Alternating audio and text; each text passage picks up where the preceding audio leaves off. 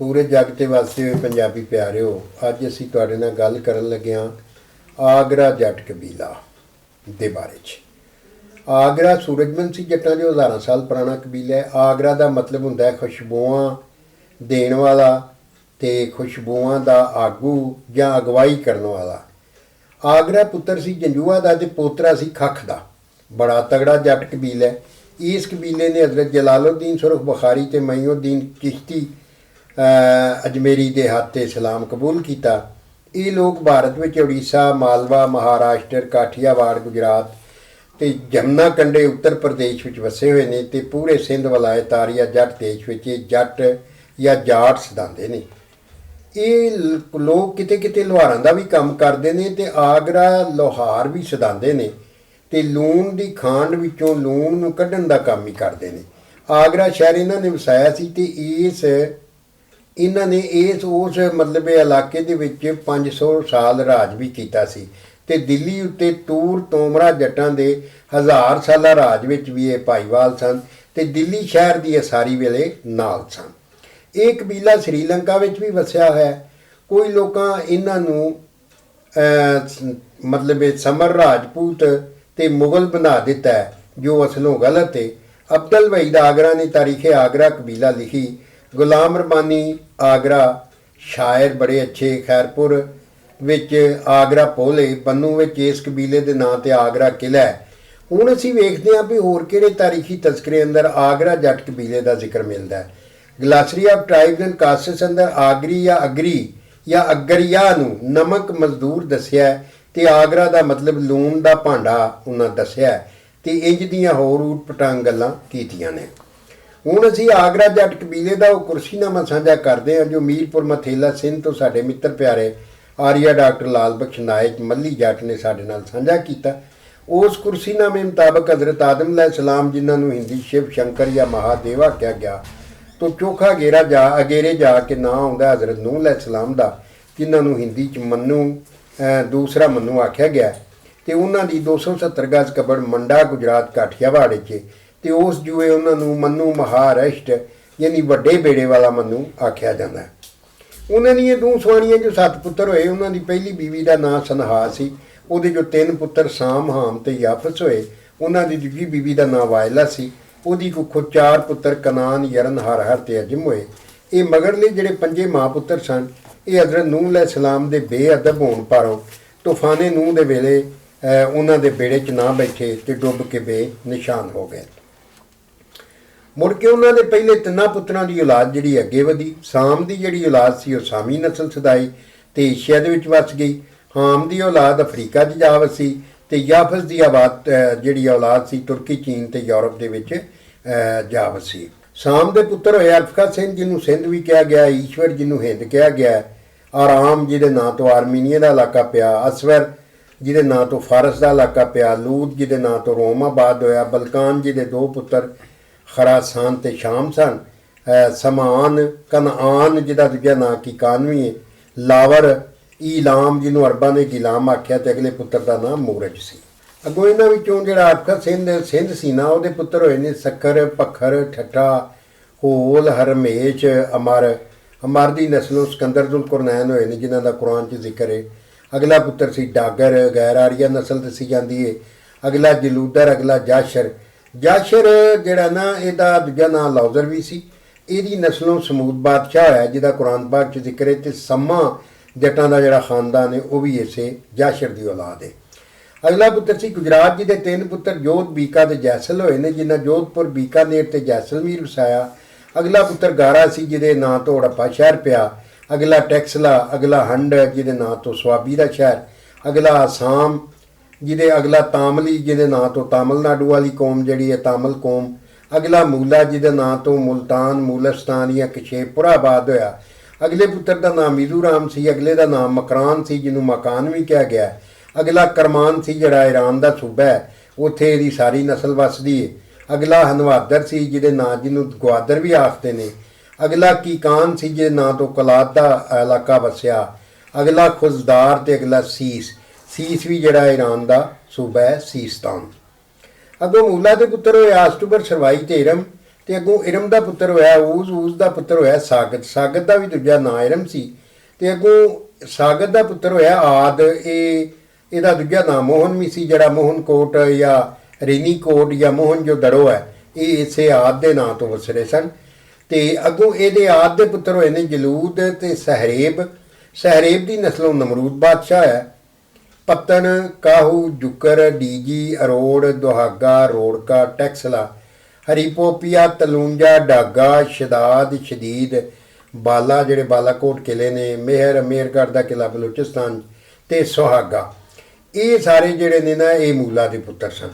ਅੱਗੋਂ ਇਹਨਾਂ ਵਿੱਚੋਂ ਜਲੂਦ ਦੇ ਪੁੱਤਰ ਹੋਏ ਨੇ ਬਾ, ਅਰਨੰਦ, ਛੱਲਾ, ਅੰਬਰ, ਬ੍ਰਹਮਾ, ਸੁਹਾਗਾ ਤੇ ਮੋਢਾ। ਅੱਗੋਂ ਬਾ ਦੇ ਪੁੱਤਰ ਹੋਏ ਨੇ ਵਿਸ਼ਨੂੰ ਵੇਦ, ਸੁਰੰਭੂ, ਸ਼ੰਕਰ, ਚੇਤੂ, ਸੇਂਭੂ ਤੇ ਗੋਰਖ। ਇਹ ਗੋਰਖ ਦਾ ਦੂਜਾ ਨਾਂ ਹੂਦ ਅਲੈਹਿਸਲਾਮ ਵੀ ਸੀ ਤੇ ਪਿਸ਼ਾਰਾਮ ਵੀ ਇਹਨਾਂ ਦਾ ਨਾਂ ਸੀ। ਪਿਸ਼ਾਵਰ ਸ਼ਹਿਰ ਦੱਸਦੇ ਨੇ ਇਹਨਾਂ ਨੇ ਵਸਾਇਆ ਸੀ। ਅੱਗੋਂ ਗੋਰਖ ਦੇ ਜਾਂ ਹਜ਼ਰਤ ਹੂਦ ਅਲੈਹਿਸਲਾਮ ਦੇ ਪੁੱਤਰ ਹੋਏ ਨੇ ਅਰੜ, ਜਿਹਦਾ ਦੂਜਾ ਨਾਂ ਕਿਲਾ ਹਰੀੜ, ਜਿਹੜਾ ਦਾਦੂ ਦੇ ਵਿੱਚ ਇਹਨਾਂ ਦੇ ਨਾਂ ਤੇ ਹੈ, ਗੱਬਰ, ਬੱਬਰ, ਤੰਦੂਰ, ਬਰਬਰਾ, ਤਹੀਮ ਤੇ ਬੇਮ। ਅੱਗੋਂ ਇਹਨਾਂ ਵਿੱਚੋਂ ਬਰਬਰਾ ਦੇ ਪੁੱਤਰ ਹੋਏ ਨੇ ਅਬਰੂ, ਅਬਰ ਤੇ ਅਬਰੀਨ। ਅੱਗੋਂ ਇਹਨਾਂ ਵਿੱਚੋਂ ਅਬਰੂ ਦੇ ਪੁੱਤਰ ਹੋਏ ਨੇ ਕੈਤਾਨ, ਸੋਮ, ਮਹਿਲਾ, ਅਗਨੀ, ਸੂਈ, ਨਿਰਸਲ, ਸੱਲਾ, ਭੂਮੀ, ਮੰਦਰ, ਮਹਾਨ, ਸਰੂਸ, ਆਰਨੰਦ ਤੇ ਯਾਕੂਬ। ਅੱਗੋਂ ਇਹਨਾਂ ਵਿੱਚੋਂ ਕੈਤਾਨ ਦਾ ਪੁੱਤਰ ਹੋਇਆ ਯਕਤਾਨ, ਫਲਜ, ਸਲਜ ਤੇ ਯਾਰਬ। ਇਹ ਫਲਜ, ਸਲਜ ਤੇ ਯਾਰਬ ਤੇ ਤਿੰਨੇ ਜਿਹੜੇ ਨੇ ਯਮਨ ਚਲੇ ਗਏ, ਇਹਨਾਂ ਉੱਤੇ ਸਵਾ ਦਾ ਮੁਲਕ ਵਸਾਇਆ। ਮਲਕਾ ਬਲਕੀਸ ਜਿਹੜੀ ਹੈ ਜਿਹਦਾ ਕੁਰਾਨ ਪਾਕ 'ਚ ਜ਼ਿਕਰ ਹੋਇਆ ਇਸੇ ਨਸਲੋਂ ਸੀ। ਤੇ ਯਕਤਾਨ ਦਾ ਪੁੱਤਰ ਅੱਗੋਂ ਹੋਇਆ ਸ਼ਾਹਰੁਖ ਮੰਬਾ, ਤੇ ਸ਼ਾਹਰੁਖ ਮੰਬਾ ਦਾ ਪੁੱਤਰ ਨਾਹੂਰ ਹੋਏ ਨੇ। ਇਹ ਹਜ਼ਰਤ ਅਯੂਬ ਅਲੈਹਿਸਲਾਮ ਅਵਲ ਉਹਨਾਂ ਦਾ ਵੀ ਦੂਜਾ ਨਾਂ ਹੈ, ਔਰ ਇਹ ਮੁਲਤਾਨ ਦੇ ਬਾਦਸ਼ਾਹ ਵੀ ਸਨ ਤੇ ਮੁਲਤਾਨ ਦੇ ਰਸੂਲ ਵੀ ਸਨ। ਮੁਲਤਾਨ ਦੇ ਬੂਹੜ ਗੇਟ ਦੇ ਅੰਦਰ ਵਾਰ ਇਹਨਾਂ ਦੀ ਕਬਰ ਹੈ। ਅੱਗੋਂ ਇਸ ਨਾਹੂਰ ਜਾਂ ਹਜ਼ਰਤ ਅਯੂਬ ਅਲੈਹਿਸਲਾਮ ਅਵਲ ਦੇ ਬੇਟੇ ਹੋਏ ਨੇ ਸ਼ੱਬਰ, ਬਸ਼ਰ, ਸ਼ਬੀਰ ਤੇ ਬਸ਼ੀਰ ਤੇ ਖਾਰਾਨ। ਖਾਰਾਨ ਜਿਹੜੇ ਨੇ ਸਾਇਰਾ, ਅੰਮਾ ਸਾਇਰਾ ਦੇ ਵਾਲਿਦ ਸਨ। ਤਾਰਖ ਤੇ ਹਾਜ਼ਰ। ਅੱਗੋਂ ਇਹਨਾਂ ਵਿੱਚੋਂ ਤਾਰਖ ਦੇ ਪੁੱਤਰ ਹੋਏ ਨੇ ਹਜ਼ਰਤ ਇਬਰਾਹੀਮ ਅਲੈਹਿਸਲਾਮ, ਫਾਊਰ, ਨਾਹੂਰ ਤੇ ਹਾਰਾਨ। ਇਹਨਾਂ ਵਿੱਚੋਂ ਫਾਊਰ ਦੇ ਪੁੱਤਰ ਹਕੀਮ ਲਕਮਾਨ ਸਨ। ਹਾਰਾਨ ਦੇ ਪੁੱਤਰ ਹਜ਼ਰਤ ਲੂਤ ਅਲੈਹਿਸਲਾਮ ਸਨ। ਤੇ ਨਾਹੂਰ ਦੇ ਦੋ ਪੁੱਤਰ ਲਾਬਾਨ ਤੇ ਨੀਤੂਏਲ ਹੋਏ। ਲਾਬਾਨ ਦੀਆਂ ਦੋ ਧੀਆਂ ਰਾਹੀਲ ਤੇ ਲਈਆ ਹੋਈਆਂ, ਜਿਹੜੀਆਂ ਹਜ਼ਰਤ ਯਾਕੂਬ ਅਲੈਹਿਸਲਾਮ ਦੀਆਂ ਬੀਵੀਆਂ ਬਣੀਆਂ। ਨੀਤੂਏਲ ਦੀ ਇੱਕ ਧੀ ਬਰਮਕਾ ਹੋਈ, ਜਿਹੜੀ ਹਜ਼ਰਤ ਸਾਕ ਨਾਲ ਵਿਆਹੀ ਗਈ, ਤੇ ਉਸ ਦੀ ਕੁੱਖੋਂ ਦੋ ਜੋੜੇ ਪੁੱਤਰ ਐਸੂ ਤੇ ਯਾਕੂਬ ਅਲੈਹਿਸਲਾਮ ਹੋਏ। ਅੱਗੋਂ ਹਜ਼ਰਤ ਇਬਰਾਹੀਮ ਅਲੈਹਿਸਲਾਮ, ਜਿਨ੍ਹਾਂ ਨੂੰ ਹਿੰਦੀ 'ਚ ਬ੍ਰਹਮਾ ਕਿਹਾ ਗਿਆ, ਉਹਨਾਂ ਦੀਆਂ 4 ਸੁਆਣੀਆਂ ਦੇ ਵਿੱਚੋਂ 13 ਪੁੱਤਰ ਤੇ 2 ਧੀਆਂ ਹੋਈਆਂ। ਉਹਨਾਂ ਦੀ ਪਹਿਲੀ ਬੀਵੀ ਦਾ ਨਾਂ ਸਾਇਰਾ ਸੀ।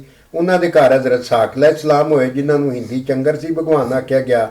ਉਹਨਾਂ ਦੀ ਦੂਸਰੀ ਬੀਵੀ ਜਿਹੜੀ ਹਾਜਰਾ ਸਨ, ਉਹਨਾਂ ਦੇ ਘਰ ਹਜ਼ਰਤ ਇਸਮਾਈਲ ਅਲੈਹਿਸਲਾਮ ਹੋਏ, ਜਿਨ੍ਹਾਂ ਨੂੰ ਹਿੰਦੀ 'ਚ ਅਥਰੂ ਭਗਵਾਨ ਆਖਿਆ ਗਿਆ।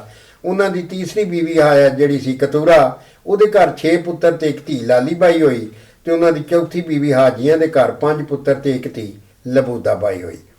ਅੱਗੋਂ ਹਜ਼ਰਤ ਇਸਮਾਈਲ ਅਲੈਹਿਸਲਾਮ ਜਿਹੜੇ ਸਨ, ਜਿਨ੍ਹਾਂ ਨੂੰ ਅਥਰੂ ਭਗਵਾਨ ਹਿੰਦੀ 'ਚ ਆਖਿਆ ਗਿਆ, ਉਹਨਾਂ ਦੀਆਂ 3 ਸੁਆਣੀਆਂ 'ਚੋਂ ਔਲਾਦ ਜਿਹੜੀ ਹੈ ਬਸ ਮਿਜ਼ਾਗ ਨਾਂ ਦੀ ਸੁਆਣੀ ਵੱਲ ਹੋਈ। ਔਰ ਉਹਨਾਂ ਦੇ ਵਿੱਚੋਂ ਪੁੱਤਰ ਹੋਏ ਜੀ ਜਾਂ ਨਿਆਬੂਤ ਕਰਨ, ਮਿਸ਼ਾ ਜਿਹਨੇ ਮੱਕਾ ਵਸਾਇਆ ਸੀ, ਕੀਦਾਰ ਜਿਹੜੇ ਨਬੀ ਪਾਕ ਸੱਲੱਲਾਹੁ ਅਲੈਹਿ ਵਸੱਲਮ ਦੇ ਜੱਦੇ ਅਮਜਦ ਸਨ, ਉਹ ਮੇਲ ਤੇ ਪਾਮੇਲ, ਇਹਨਾਂ ਨੂੰ ਸਾਫਿਰਾ ਆਖਿਆ ਗਿਆ। ਰੋਹਾ, ਹਿਰਾ, ਯਤੂਰ, ਤੀਮਾ ਤੇ ਨਾਫਸ ਹੋਏ। ਤੇ ਇੱਕ ਧੀ ਬਿਸਮਾ ਹੋਈ, ਜਿਹੜੀ ਹਜ਼ਰਤ ਸਾਕ ਅਲੈਹਿਸਲਾਮ ਦੀ ਬੀਵੀ ਬਣੀ, ਤੇ ਉਹ ਸਾਕ ਅਲੈਹਿਸਲਾਮ ਦੇ ਬੇਟੇ ਐਸੂ ਦੇ ਨਾਲ ਵਿਆਹੀ ਗਈ, ਤੇ ਉਸ ਦੀ ਕੁੱਖੋਂ ਸਲਾਤੀਨ ਰੋਮ ਦਾ ਮੋਢੀ ਰੋਮ ਜੰਮਿਆ। ਅੱਗੋਂ ਨਿਆਬੂਤ ਕਿਰਨ ਦਾ ਪੁੱਤਰ ਹੋਇਆ ਉਤਰੀ ਦਾ ਦੂਜਾ ਨਾਂ ਅਰਚੀ ਵੀ ਸੀ, ਸ਼ਮਾਇਲ ਵੀ ਸੀ, ਨਰਾਇਣ ਵੀ ਸੀ। ਔਰ ਇਹ ਪਰਤ ਕੇ ਜਿਹੜਾ ਉਤਰੀ ਹੈ ਸਿੰਧ ਵਲਾਇਤ ਤਾਰੀਆ ਜੱਟ ਦੇਸ਼ ਵਿੱਚ ਆ ਗਿਆ। ਇਹਦੇ ਅੱਗੋਂ ਪੁੱਤਰ ਹੋਏ ਈਲਾ, ਅਰਮਾ, ਅਰੂਦ, ਨਰੀ, ਵਰੂਨ ਤੇ ਸੰਦਰਮਾਨ। ਇਹਨਾਂ ਵਿੱਚੋਂ ਨਰੀ ਸੂਰਜਬੰਸੀ ਜੱਟਾਂ ਦਾ ਮੋਢੀ ਸੀ। ਵਰੂਨ ਜਿਹੜਾ ਉਹਦੀ ਨਸਲੋਂ ਜਮ ਗਦਨੀ ਤੇ ਪਰਸ਼ਰਾਮ ਹੋਏ, ਜਿਹੜੇ ਹਿੰਦੂਆਂ ਦਾ 6ਵਾਂ ਅਵਤਾਰ ਹੈ।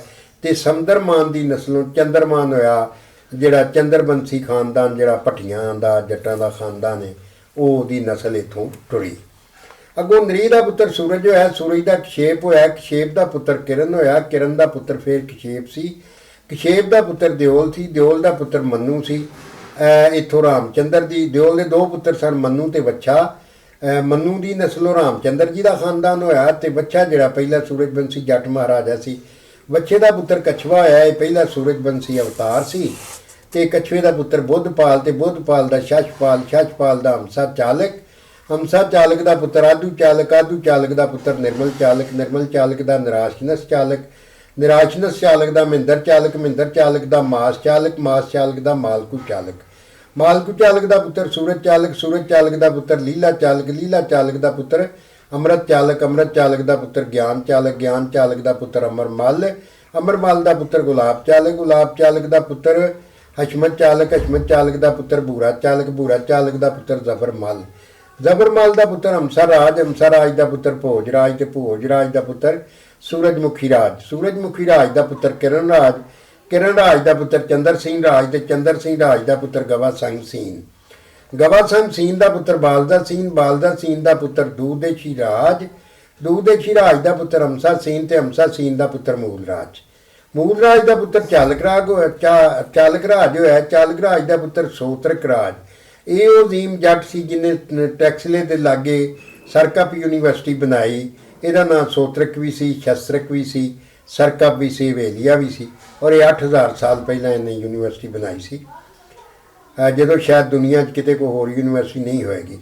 ਅੱਗੋਂ ਸੋਤਰਕ ਦਾ ਪੁੱਤਰ ਹੋਇਆ ਸਰੋਇਆ ਰਾਜ ਤੇ ਸਰੋਇਆ ਰਾਜ ਦਾ ਪੁੱਤਰ ਮਾਲਰਾ ਮੱਲੀ, ਮਾਲਰਾ ਮੱਲੀ ਦਾ ਪੁੱਤਰ ਨਾਇਚ, ਨਾਇਚ ਦਾ ਪੁੱਤਰ ਤੂਰ ਜਾਂ ਤੋਮਰਾ, ਤੂਰ ਜਾਂ ਤੋਮਰਾ ਦਾ ਪੁੱਤਰ ਹੋਇਆ ਦਰਪਤ, ਜਿਹਨੂੰ ਦਰਪਾਲੀ ਵੀ ਆਖਦੇ ਨੇ। ਦਰਪਾਲੀ ਦਰਪਤ ਦਾ ਪੁੱਤਰ ਹੋਇਆ ਮੱਲਪਾਲ ਤੇ ਮੱਲਪਾਲ ਦਾ ਪੁੱਤਰ ਖੱਖਪਾਲ ਤੇ ਖੱਖਪਾਲ ਦਾ ਪੁੱਤਰ ਜੰਜੂਆਪਾਲ ਤੇ ਜੰਜੂਆਪਾਲ ਦੇ ਪੁੱਤਰ ਹੋਏ ਨੇ ਆਗਰਾ, ਆਮੜਾ, ਵੈਂਸ, ਨਾਰੂ, ਤਤਲਾ, ਸਪਰਾ, ਆਪਣਾ ਜਿਹੜਾ ਰਾਠੀ, ਖੋਖਰ, ਸਮਾਨੰਦ ਤੇ ਅੱਗੋਂ ਜਨਾਬ ਆਗਰਾ ਦੇ ਪੁੱਤਰ ਹੋਏ ਨੇ ਆਗਰੀਆ, ਅਗੜਾ, ਇਹ ਖੈਰਪੁਰ ਵਿੱਚ ਸ਼ਹਿਰ ਵੀ ਹੈ, ਖੈਰਪੁਰ ਮੀਰਸ ਵਿੱਚ, ਆਗਵਾਨ, ਅਗਾਣੀ ਤੇ ਅਗਾਣੀ ਜਿਹੜਾ ਹੈ ਅਬੜਾ ਵਿੱਚ ਵੀ ਕਬੀਲਾ ਹੈ, ਰੋਗਾ ਹੈ ਉਹ ਗਾਹੀ ਤੇ ਤਾਰਾ ਵੀਰਾ, ਉਹ ਓਥਾ ਮਾਣਾ ਤੇ ਦਾਦੂ ਵਰੀਆ, ਲੂਤਰਾ, ਪਲਾਤਰਾ, ਮਕਾਤਰਾ, ਗੋਯਾਤਰਾ,